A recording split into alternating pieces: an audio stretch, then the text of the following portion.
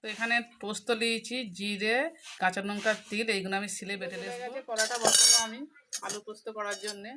তো আমি প্রথমে আলুটা সেদ্ধ করে নেবো নুন দিয়ে শুধু। তো আমি শুধু নুন দিয়ে সেদ্ধ করবো। কড়াটা বসিয়ে দেবো, এই বড়িগুলো ভেজে নেবো আমি। ভাজা হয়ে গেছে, এবার নামাবো। তো ওই কড়ার মধ্যে আলু পোস্ত করার জন্য আমি তেল দিয়ে দেবো। আমি কুচোনা পেঁয়াজ দিচ্ছি, পেঁয়াজ বাটা দিলাম আমি, টমেটো কুচোনা, অল্প একটু নুন দেবো, আলুতে নুন দেওয়াই আছে। সেদ্ধ করে আলুটা দিয়ে দিচ্ছি, একটু কষবো। সব হয়ে গেছে, এবার একটু পানি দেবো আমি, এতে অল্প করেই দেবো, সব সেদ্ধ করাই আছে। তো আমি পোস্তটা বেটে রেখেছিলাম, পোস্তটা দিয়ে দেবো এবারে। ভাজা করা বড়িটা এটা দিয়ে দেবো আমি। তো অল্প একটু ধনে পাতা দেবো উপর দিয়ে ছড়িয়ে।